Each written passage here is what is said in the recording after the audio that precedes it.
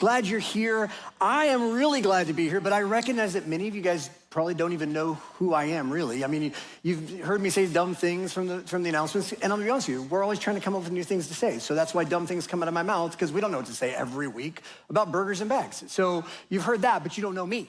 And so I thought today it'd be good for me to share with you a little bit about who I am, where I come from, before we jump in. So I have a picture, and I put this picture together. There we go, because it represents all of our personalities. My wife and I, that's my wife, she is my best friend, honestly. She is the best person on the planet, and I'm not just saying that because she's in here today, I'm saying it because I mean it. And we do take pictures like we're at the mall. We always take pictures like that. And then that is, if you go to the far end, that's my son, Cameron. He's 22. He recently graduated from college, is just finishing up an internship at Skyline Church where he's doing worship. Interesting, fun fact, he is doing his last worship service right now over at the Lakeside campus for Skyline as I'm doing my first service here with you guys. So it's kind of a cool thing. And then Connor, he's 19. He's home for college for the summer, but he goes to college in Rochester, New York, and he plays rugby. And if you don't know what rugby is, it's where a bunch of dudes get together and tackle each other for an oval-shaped ball because I think they've sat on it so many times it doesn't keep its shape anymore. He gets his strength from his mother. She also played rugby, and she did not. She did not play rugby. That's a lie. I gotta confess, it's a lie. But she is very strong, stronger than me. She does work out, but not rugby. So that is our family. And then I'm Jeremy. And how did we get here today? How did I get to this point today? It's kind of a long story, and I'm not gonna share all of it today, but I am gonna share some of it. I was actually a pastor for 15 years. And then I stepped out of being a pastor, out of ministry. You can take that picture down. I love that picture of me, but we don't see it anymore. Stepped out of being a pastor and stepped into law enforcement, where I was a deputy sheriff for San Diego County Sheriff's Department, which is funny. My son, who's stepping away from ministry, he actually starts his career with the Sheriff's Department coming up in 2 weeks. So yeah, it's cool. You guys clap. I'm terrified. I haven't slept for 6 months. And he hasn't even started yet. But so I stepped into law enforcement. I was a deputy hostage negotiator and did some pretty cool things with that for about 10 years. Then I started my own business, and I still have that business today.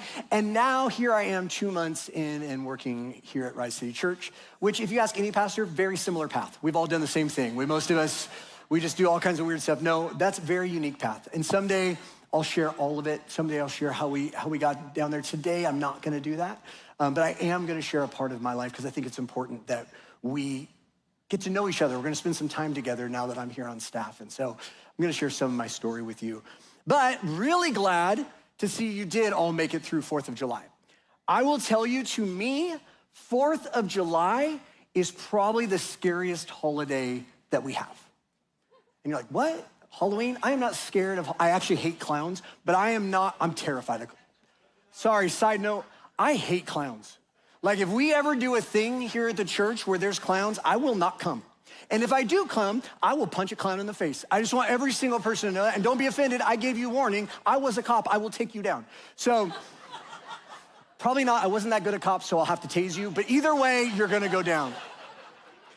Sorry, I really didn't say it in the first service. I just feel like I need to get it out. I don't like clowns.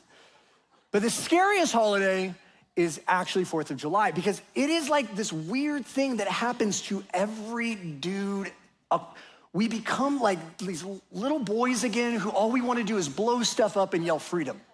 And we do dumb things. My brother-in-law, he's here today. My mom, we were a grown men and she yelled at us because of what we want to do with fireworks. Like you just revert. And as a cop, I worked in Imperial Beach, and so I was on duty on 4th of July because everybody's at the beach. I have seen some things, people, that I cannot unsee, what people do. I'm not allowed to share them with you in the service. I've been told I can't share all the things. When I was a 4th and 5th grade teacher here, I probably did tell your students about that, but not you. I will not tell you guys. So it's just, 4th of July can just go south really quick, really quick.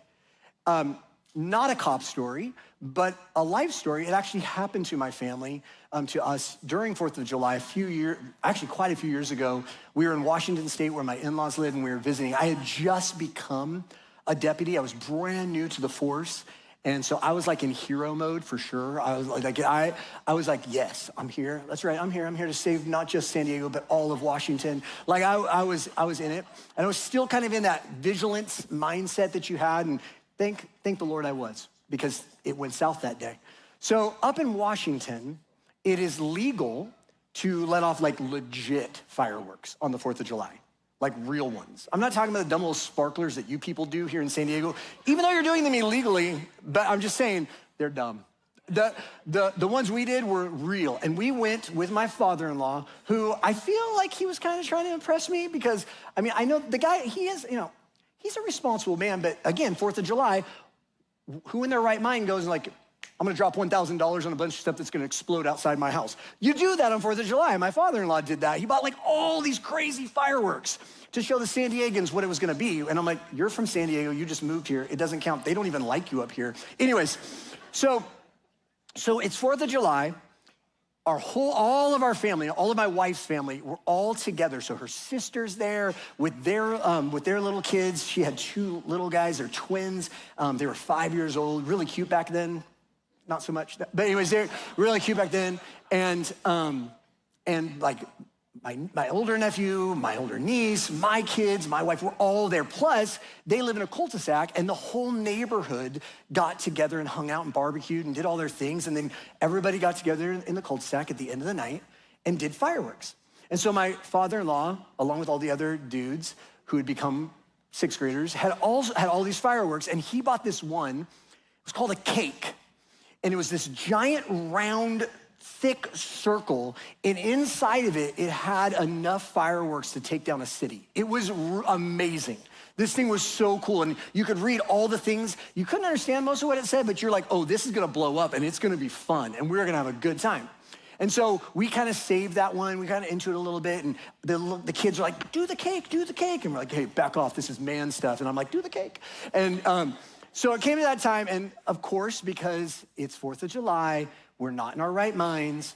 My father-in-law goes, you know what we should do? We should put it on its own pedestal, its own platform. Because why would doing it the way they say on the instructions be a good thing? We should do it our way. Let's raise this thing up. And so he puts it out on a box in the middle of the neighborhood, and all the neighbors are around. And he goes up and puts the cake right there. It's, like I said, about this thick, about this big around. And he lights it. Then he steps back. And as it goes off, what you have to understand is an explosion causes force underneath it.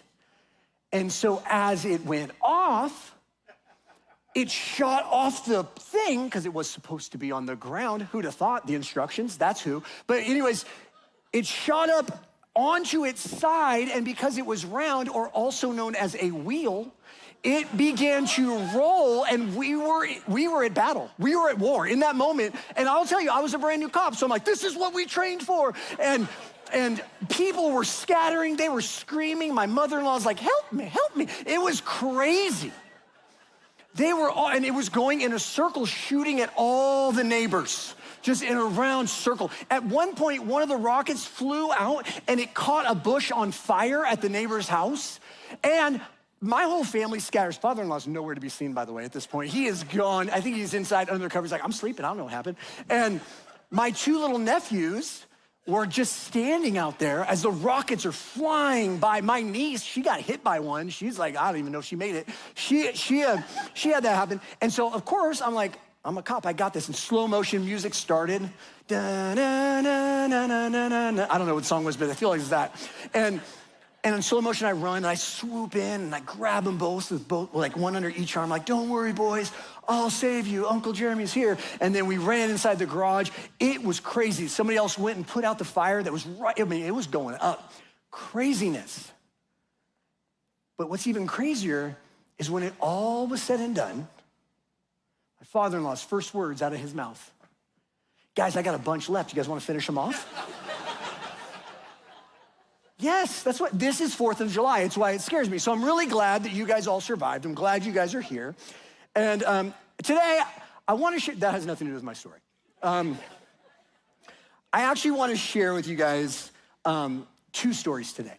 If you have your Bibles, awesome. You can open them up to 2 Kings chapter 5. If you have the Bible app, you can tap and search for that. If you don't know where it's at, just search 2 Kings chapter 5. And I want to share two things, and I want you to know something.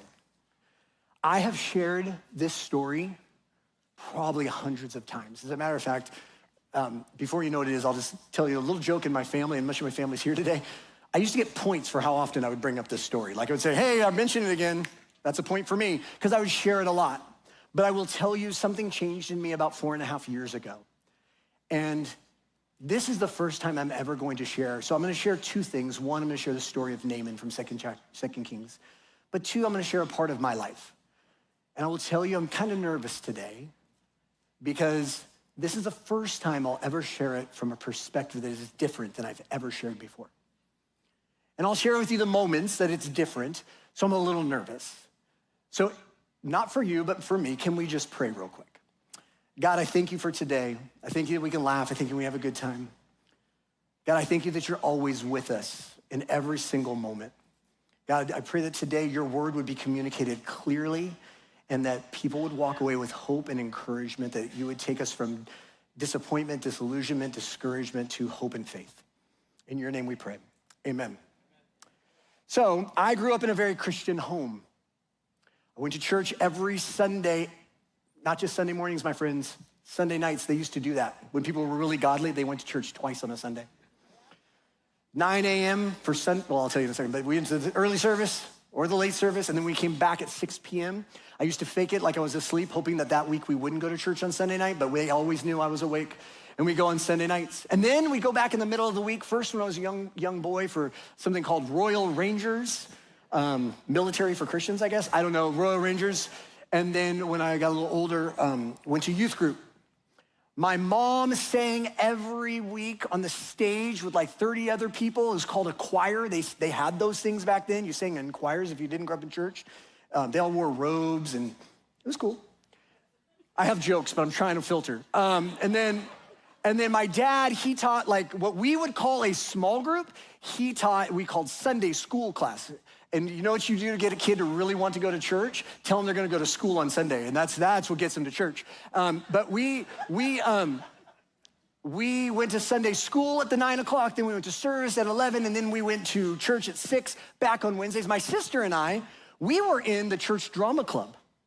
We called it Kids of the Kingdom, because we were kids, we were in his kingdom. And so not only do I know the Bible, but I can sing it to you if you'd like me to, and I'm not going to, so don't ask. But we did it all. Needless to say, like, I knew how to do church really, really well. Really well.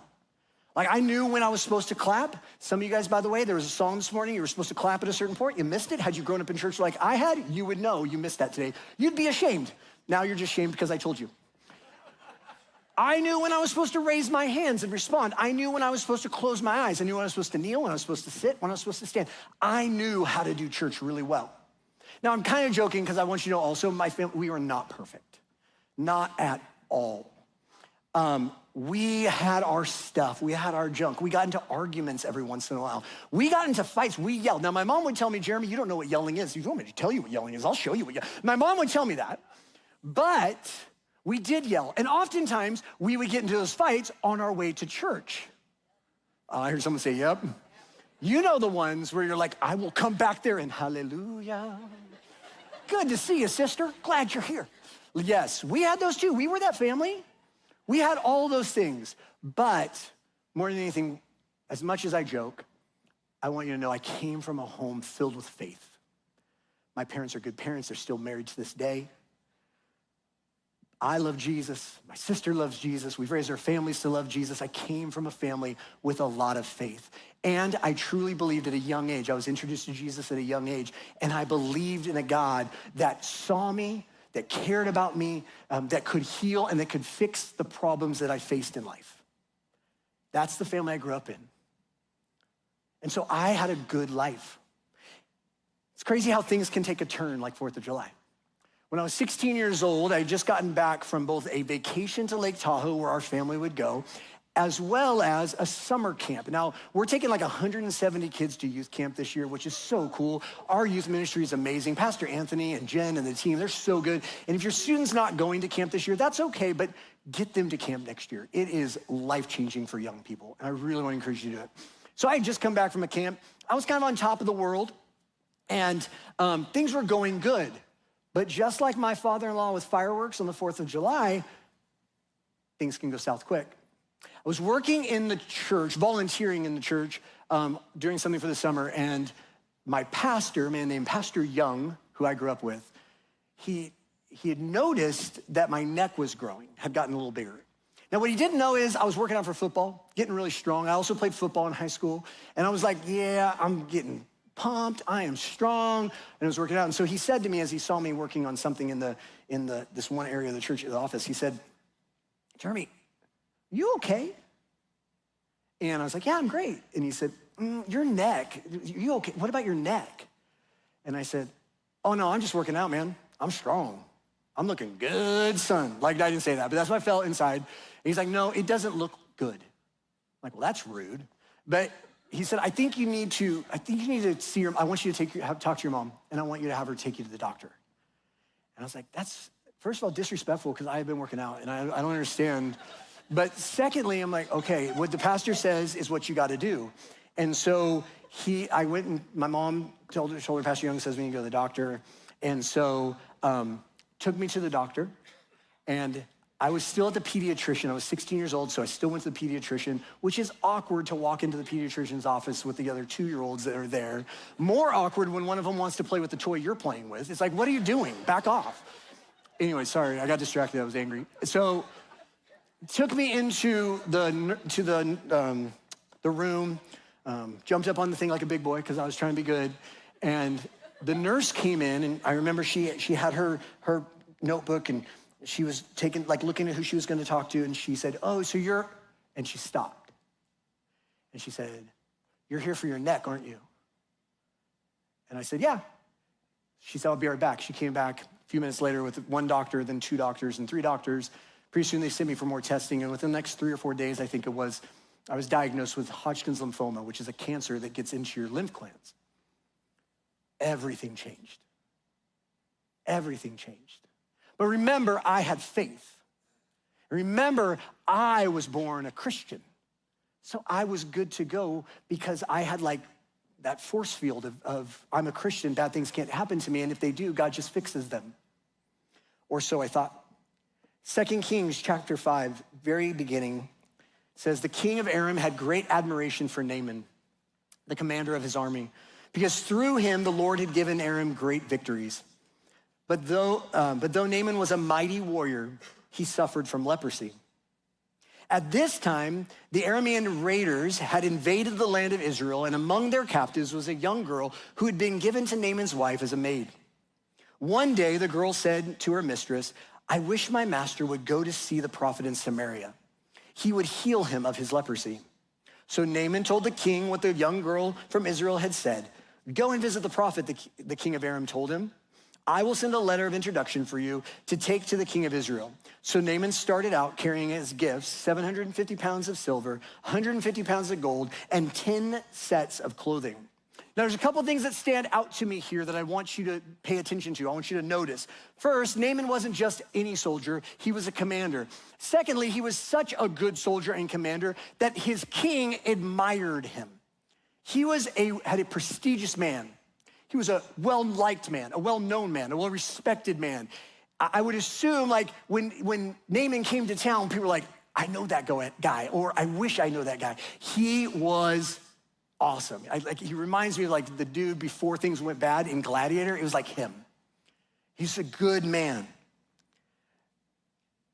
The other fact that I want you to know is that the Bible says that the Lord gave victory to Aram through Naaman. Now, if you don't understand what's going on here, you go, oh, that's cool. So he's this godly man. Here's the problem. The Arameans were not godly people. They were actually enemies of Israel. I don't know if you picked it up, but a few verses later, his slave girl that was given to his wife was taken captive when they raided Israel. And yet God gave victory to this godless country, godless group of people through Naaman. The thing that sticks out to me is how often do I judge a person for where they are at on their journey rather than see them for who they are in God. So often we look at people and go, well, how come they can be blessed? They're not doing what I'm doing. They're not good. They're not godly. They're not godly people. How come? Or why would he do this for them and not for me? I deserve it. I was really challenged when I read this week because I'd actually not seen it that way before. And I thought, man, how many people have I just made my decisions based on where they're at in their journey rather than where they are, rather than who they are in God. Not the point of my message. It's free. Please take that off the clock. Next thing I want you to notice is what the Arameans do when it takes a turn, when life goes south. They had lots of gods. Matter of fact, the Arameans, they would have served lots of different gods, made lots of different sacrifices. Later, you're gonna see that Naaman talks about all the different sacrifices. They would have had lots of gods to go to, but what do? They actually, when it goes bad in their lives and when they need something, they run to the God of their enemies. The king says, oh yeah, go to Israel. Go there. They've got a good God. He can help you. He can help you. And with that, it's the first thing I want you to take note of today. First thing is, you can come to God from anywhere. It didn't matter that I was raised in a really faith-based home and I knew all the right things to say. And it didn't matter that Naaman was raised in a country that he didn't know God or who the true God was. God doesn't care. He loves you who you are. He doesn't care about where you've been, what you've done, what you did yesterday, what you did right before this moment. He says, you can come to me. Come to me now, exactly who you are. Because who you are is who I created you to be. What you've done may not be what I intended for your best life, but who you are is still who I created you to be. Now, I'm not gonna share all of my story today, but for me, that was a big learning.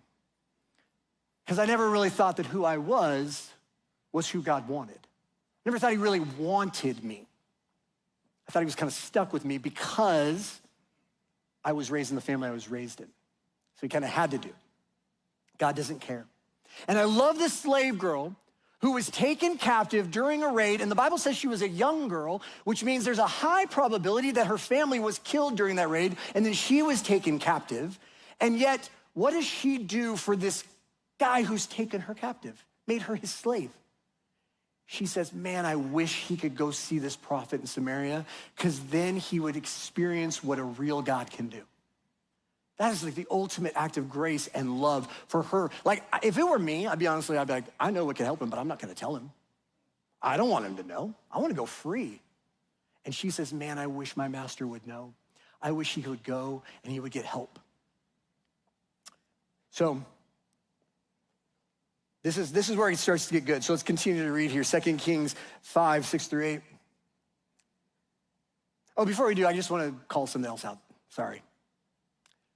Naaman and I are in a very similar spot. Both of us, very strong. Just kidding, I was just kidding. You guys are like, man, this guy. No, both of us have pretty good things going for us, right? It takes a turn, both of us now facing something pretty rough. If you don't know what leprosy is a skin disease, and we don't know exactly which skin disease, but I do know that if he had been in Israel, he would have had to wear a bell, he would have been excommunicated because it was considered contagious. Eventually, he would have died alone. We don't know exactly what it was, but we know it was bad enough that his king really wanted to get him help, okay? And here I am with cancer. I'm not supposed to have that at 16. That's not the way it's supposed to work out. I'm not supposed to be on the verge of whatever it is that I'm about to face, but here we are. And this is where we are. So this is what happens. He sends Naaman with this letter, and the letter to the king of Israel said, with this letter, I present my servant Naaman. I want you to heal him of his leprosy. When the king of Israel read the letter, he tore his clothes in dismay. I, by the way, don't think we do enough of that these days. Like, I just want to, no! We don't do that a lot very much anymore.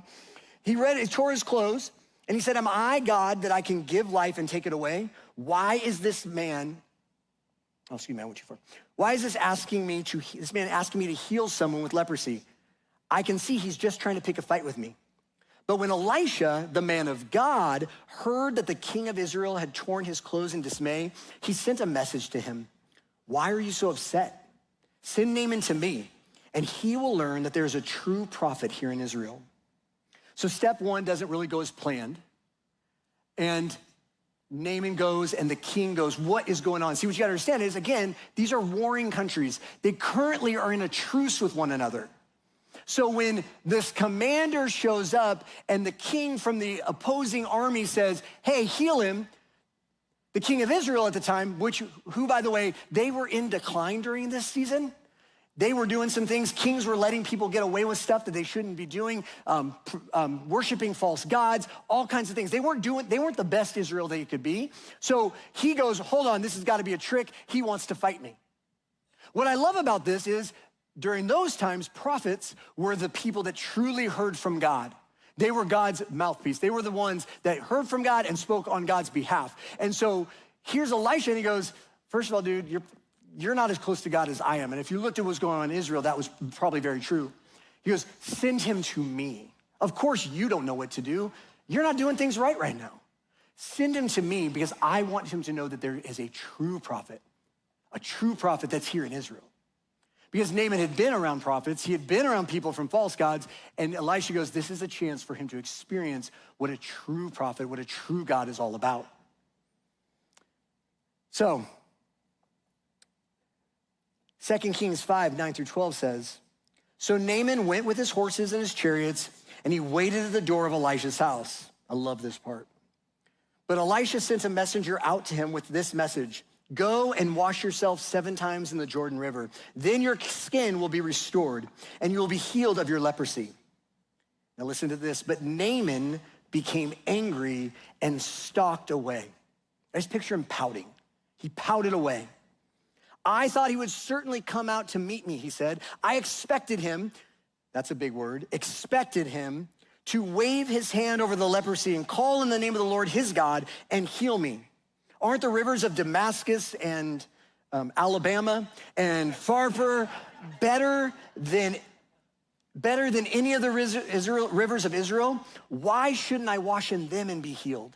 So Naaman turned away and went in a rage. In a rage. After I was diagnosed, there were lots of tests. In fact, there were 6 different tests that I had to go through. And every one of the tests that we passed was a good thing.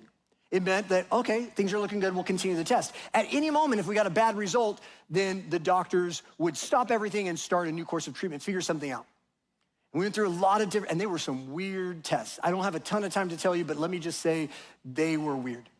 One of them, I will say, they stood me behind a wall with there was a glass window, and they had these lead gloves, and the doctor put his hands through the window into the lead gloves, and then he grabbed this really thick metal, like lead syringe and shoved it in my arms and injected me with radioactive isotopes. That does not make a young 16-year-old feel really confident about what's going on to have those kind of things happening. I did what's called a bipedal lymphangiograph. That's right, say that one 6 times fast. It just meant they put some really small needles into my toes and they shot blue dye up through my body. I peed like a Smurf for a week, which was kind of cool for a 16-year-old. There's good sides too. They did all these tests and I passed all the tests. I guess I did great, flying colors, right? So I did all that. And then the final test was a staging laparotomy. Not a lobotomy, a laparotomy. Just want to be clear, that's a big difference if that happened. And that's where things got a little different. My doctor, who was one of the best doctors for the type of cancer I had, he had never worked with a young person, and he said that he would take my case. But he also said that he would treat me like he treated adults. And so when he came into the doctor after the staging laparotomy where they opened up my stomach and then sealed it back up, he came in on the Monday, I think it was, after the surgery that was on Friday, and he spoke directly to me. He didn't speak to my parents, they were in the room.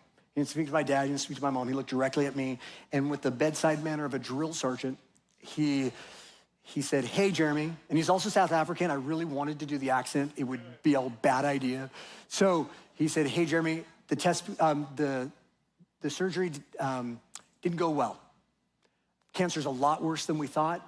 You don't have a really good chance of surviving, and even if we can help you, we don't know if we'll be able to cure you. We're gonna start chemotherapy on Wednesday. You'll do radiation treatment after that. Oh, and by the way," as he's walking out, "you might not be able to have kids of your own someday." And he left. And Naaman went away angry. And Jeremy lay in the hospital bed with his stomach with a giant plastic bag over it. And I was angry, because that's not what God's supposed to do. I expected that he would do this. I expected a wink, a head nod, something, some miraculous moment where I got all warm and fuzzy and it all went away and we went on and said, "Isn't our God great?" And life is back to normal. That's what I expected, but that's not what happened. And so I was very, very angry. Matter of fact, I told my family, "I don't want to live, just let me die." Now I want to pause before I go any further and just say, I do believe our God can and does still heal today. And I do believe that we serve a God that can do miracles beyond our imagination. I believe that with all my heart, probably more today than I ever have. I also believe that following Jesus doesn't always work out the way that we expect it to, which is why point two, and the thing I want you to understand is, oftentimes having faith means trusting, not controlling. I'll do this if you do it the way I want you to do it. I'll follow you, Jesus, up until the point where it doesn't make sense to me anymore or fit into my game plan. That was me at 16. That was Naaman at whatever age he was. I'll try this thing out until it doesn't go the way I want it to go. But faith is about trusting when we don't get it. Faith is about trusting when it hurts. Faith is about trusting even when it doesn't end up going our way at all. And oftentimes it doesn't. Having this experience changed my view. And I recognize that oftentimes it doesn't get better at all. But I also know that God's always with me. So many times in my life, I have viewed disappointing outcomes from the perspective of, if God loved me, he would. Or if I do, he will. As if I'm in control. And the thing about faith is it's actually recognizing how out of control we are and how much he is sovereign and he is in control. Faith doesn't look like a lot of us think it does. Like faith, where in the world does it make sense to give a little extra and be more generous to somebody when I'm in the middle of my darkest and deepest needs? That's faith. Faith is giving words of encouragement and hope to the person who's hurt you the most. That's faith. Because faith recognizes that God works all things together for good, not because they are good, because sometimes they're really bad, but he works them together for good for those of us who love him and are called according to his purpose. That's faith. None of it makes sense. Releasing our control is hard and is not easy, and it doesn't make sense a lot of times. But at some point, we have to let God be God and trust that he knows what's best. Naaman's officers actually understood that. They didn't know God, but they understood they were onto something. It says in 2 Kings chapter 5:13, but his officers tried to reason with him when they said, "Sir, if the prophet had told you to do something very difficult, wouldn't you have done it? So you should certainly obey him when he simply says, 'Go wash and be cured.'" In essence, do you want to get better? Don't you want to have this leprosy gone? If he'd asked you to do something that made you look good, strong, powerful, like you are, prestigious, showing like the pride that you carry, if he'd had you do that, would you have done it? Yes. Then just go dip and be done. Yeah, is it the best river to you? Nope. Who cares? It'll make you better. Take a dip and be done. We need people in our lives. Don't you like people in your, well, no, you don't like them, because I don't either. But aren't you grateful for people in your lives that will tell you what's what when it's what? Right? Like, I'm all about it. I know the world we live in. Like, I'm about holding space. I love holding space. It is good. I had some friends this last week that really held some space for me in a jacuzzi. It was kind of cool. And they just let me talk and share. It was nice. And I love that. But sometimes I don't need you to hold space. I kind of need you to kick my butt. So that's what the officers did. They did that. We all need people in our lives that will be real with us, that have earned the right, but will be real with us when it's time to be real. And his officers did that. I had someone in my life at the time that did the same thing. He didn't know it because he was actually terrified, but he did it, and it was my dad. As I was kicking everyone out of my hospital room and throwing my pout and my fit and my anger and all the things, my dad didn't have anything to say. You see, his sister had died a year and a week to the day I was diagnosed with cancer. So in his mind, his son was probably gonna die too. So he didn't have a lot of words of encouragement. And he knew he couldn't say anything besides, I wasn't going to listen. So he looked at me and he said, hey, I have no words. You're gonna have to hear from God. And he put his Bible on my chest. He couldn't put it on my stomach because I had this big trash bag there, and he put it on my chest. And I said, just get out, just go, leave. And so he did, and along with everyone else, and I lay there, and that Bible got really heavy. Now I'm gonna tell you, I did something in that moment that I would never recommend anyone do. It is not theologically sound. Please don't do it. I believe God gave a 16-year-old that was really desperate a whole lot of grace, but I'm not telling you this as a prescription for how to handle things when it goes wrong in your life. So I looked up to God. I had this Bible on my chest. I looked up to God, and I was angry, and I said, okay, God, you better do something. This is your last chance. Isn't that funny? We give God last chances, and he never does. And I opened up my Bible, and where it landed was on this story of this guy named Naaman who was a valiant warrior but had leprosy and who got mad and whose officer said, just go dip and be done. And I went, okay, God, I get it. And in that moment, I made a decision that it may not go the way I want it to go, but I'm gonna trust God with the things that I have no control over. I was not perfect in that decision, and many times over the next 40 years of my life, I screwed that up, but in that moment, I made that decision. Now, this is the point in my story that I usually tell you this kind of stuff.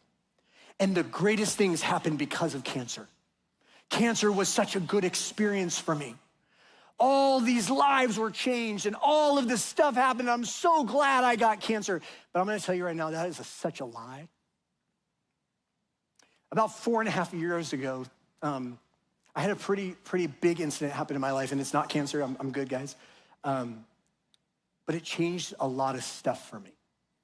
And it changed the way I viewed even more of life. And so I'm gonna tell you today, cancer was probably one of, it was not the, but it was one of the worst things that ever happened to me. I got really sick. It hurt a lot.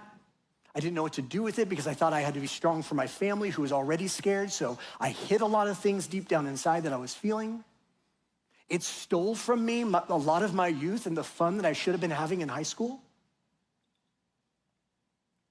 It was one of the worst things that ever happened.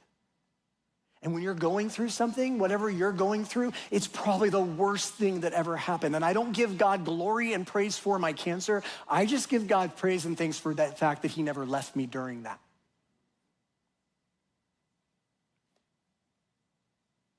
Because good things did come of it, because God does that. But what you're going through, whatever it is, let's be honest, sometimes it's just not good, but God still is. God still is. And what I do know is in all those nights of going to the hospital because I got sick lots of times and had to have different operations and different procedures or whatever, all those moments when I was alone in my room after the nurses had to stop playing poker with me because they got in trouble, when I was alone in my room, I never felt alone in those moments. Because God was still with me, even when it really stunk and was horrible. He was still with me. This is what happens when you have notes and then you just keep going. The third thing I want you to understand is that obedience often comes before understanding. What Naaman didn't know, because he didn't get raised in a family like I was raised, he didn't know the significance of the Jordan River. He didn't understand, he wasn't raised around the stories. He didn't know that Jordan River that he was like, oh, couldn't he put me in a better river? It actually had some very strong spiritual significance. Not that it was anything magical in the river, but it represented a time when the Israelites, God's people, were given their promise after 40 years of wandering that they crossed over that Jordan and into the promised land, but he wouldn't have known that. he wouldn't have understood it. For Israel, that Jordan River represented the fulfillment of God's promise. For Naaman, it was a place of healing and transformation. 2 Kings 5:14 says, so Naaman went down to the Jordan River and dipped himself 7 times as the man of God instructed, and his skin became as healthy as the skin of a young child, and he was healed. Then Naaman and his entire party went back to find the man of God. They stood before him, and Naaman said, now I know there is no other God in all the world except in Israel. And then he tries to offer him gifts. For him, it represented a place of healing and transformation. Further on in 5:17, he says, from now on, I will never again offer burnt offerings or sacrifices to any other God except the Lord. That Jordan dip was extremely significant for him, and it made no sense until he did it, and then he came up and went, oh, now I get it. And years later, years upon years upon years later, for Jesus, the Jordan River would be the place that he got baptized and started his ministry so that you and I can experience Jordan-like moments in our lives. For me, that moment to decide to release control and be into Jesus led to a life that was full of compassion for people who had really bad things happen in their life. It's probably one of the beginning parts, and there's some other, that if I want to be known for anything, I want to be known as the guy who actually sees a person who's hurting. My parents would tell you I was the kid who liked to sit next to kids who are alone at school. That's because I was a kid who felt pretty alone. And that moment of obedience, knowing that God never left me, never forsake me, always was with me, was a key moment in my life that I became a person that really wanted to have compassion for people who had faced hard things like me. And it led to some really cool things. Don't get me wrong, it was horrible, but it wasn't all that happened because of it was not. It was actually really good. For example, it gave me the opportunity to share God with one of my nurses. Now, to be fair, I was also shared God with her after I pulled a prank on her that freaked her out. But still, I got to share God with her. Second, it gave me a chance to share my story with over 30,000 young people in just 1 year. Just 1 year, God let me do that. I wouldn't have been able to do it had he just gave me the head nod and healed me. It was the beginning of my life as a youth pastor and the first time I stepped into this thing we call ministry. And I got to be a part of seeing a whole lot of hundreds of kids give their lives to Jesus. I was also, because of that part of my life, I was given the honor in 2001 when Santana had a devastating event and a young man decided to shoot people at his school. I was given the honor. Out of all the people that wanted to go, I was called and asked to go speak hope and life to the entire school body after that tragic event. And I know it wouldn't happen had I not faced what I had to face during that time. And in a lot of ways, 31 years later, it's what allows me and gave me the opportunity to step here and be a part of what God's doing at Rise City Church. So I am grateful for what God did through all of it. Did he ever eventually just wave his hand over and heal me? Well, no, I went through the chemotherapy, I went through the radiation, I went through all those things and they were hard. But God was still good, and now I have understanding as I've gone through it because it did change my perspective in the way I live. And did he heal me? I'd say probably yes, because I got 2 boys that doctors keep telling me I can't have kids. So God did do miraculous things in the middle of it all. I want to also say this. I know that not every story ends with a pretty little bow like it did for Naaman, or even in a lot of ways like it ended for me. I know that some of you are still in the middle of whatever it is you're facing. Some of you have felt disappointed and struggled with the same questions I had because it didn't turn out at all and you feel like you've lost already. And I know that it is not always good and it doesn't always end good this side of eternity. I know that. But what I also know is that while God doesn't tell us he'll always take us out of every situation, he does tell us in his word in Isaiah, he says that when we go through the waters, we won't be swept away. When we go through the rivers, they won't overtake us. And when we go through the fire, they will not set us ablaze because he is the Lord our God. And most important, he is with us and will be with us. So I want you to know that if you're in the middle of it and you're disappointed, discouraged, and frustrated like I was, or if it doesn't look good yet, I just want you to know God still sees you, which is my final thing that I want to share with you. is that God saw you long before you ever noticed him. We started this about a man who was a valiant warrior, but was an enemy of God's people. And yet God gave his country victory through him. Why? Because God saw Naaman for who he was, not for what he was doing or the situation he was in at the time. And God knew that a day was coming when Naaman would need him, and he was going to be there for him. And he would never leave him. He would be right there for him. And because of that, Naaman, and I get the feeling all of his officers who went back recognized there was a God in Israel. And God sees you now, whether you're living it up and living your best life and you don't recognize that that blessing has come from God, or you're at your lowest valley and you're at your deepest point of despair and disillusionment, God sees you. He notices you. He has not left you. He has good things for you, and he wants to hold and care for you. Now, I want you to know, cancer wasn't the worst thing that ever happened to me, and I'm not gonna share the other things today because we got a lot of time together. I'll probably get a chance maybe in 2 years to speak the next part. But throughout my life, I faced a lot of Goliaths. And it's only been in the last 4 years I've been willing to share that there were other Goliaths. And cancer was not the worst of them. There were much worse, and they were more painful. But here's what I've learned over this shorter season of my life. My pain and my hurt did not push God away, and it wasn't caused by God, but if anything, it drew God closer to me. It's when he wanted to hold me even closer. He just was waiting for me to say, yeah, I'll dip. I'll go. I'll do where you want me to go. I'll go where you want me to go. I'll turn to you. The biggest struggle I had was doing that. But once I did, I experienced a God who is full of love and grace for me, even at my lowest. And he's the same God for you. So I want to pray for you today. I want to pray for two types of people. Not two, I'll pray for all of you. I'm going to pray for two types of people. One, people in this room that are following Jesus, and maybe you're in a valley and it's hard and you don't understand why God hasn't done it the way you want him to do it. And I'll pray for the next in a second. So would you bow your heads with me? Close your eyes. I'm not gonna call anybody out, I'm just gonna pray. Jesus, I pray for every man and woman in this place today. Lord, you are not surprised by the things we faced. You said in this life we are going to have trouble.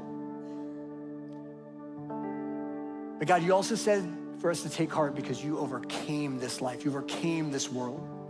And so God, I pray for people today that are in a valley when they are frustrated, they are hurting, they do not want what is happening, and they don't understand why you aren't showing up the way they expect you to. God, I pray that they'd be willing to lean into faith over the stuff they can't control and trust that your good hand is in control and that you have not forgotten them even when it doesn't make sense. I pray that as they are obedient to follow you in whatever path you set, that understanding would come and that their trust and faith in you would grow. Jesus, I pray for every person that way. And with every head bowed, every eye still closed, at Rise City, we truly believe there's never a moment that should pass that we don't ever want to let a person leave this place without having the opportunity to give their whole life to Jesus. And maybe you're living your best life, and maybe you're like, I'm good. Naaman thought he was good too. What he didn't realize is that best life was given to him by God. Or maybe you're in the pit of despair and you don't know where to turn. Jesus saw you before you ever noticed. And he came to this earth, Jesus, God's son, came to this earth to live a perfect life and to live out this life so perfectly, to die for one purpose and one purpose only, and it was for you, so that you could live with the same hope that I have, that Naaman had, that you could live with a hope that says, I have something to believe in when everything else is lost, and I can live with joy in the midst of trial. So today, if you're in this place and you don't know Jesus, you're far from Jesus, and you want to give your life to him real quick, no one's looking around, and I am not going to embarrass you, but I just want to pray for you. Would you just slip your hand up so I can pray for you? If that's you, yep, I see your hand. Thank you. Yeah, I see that hand.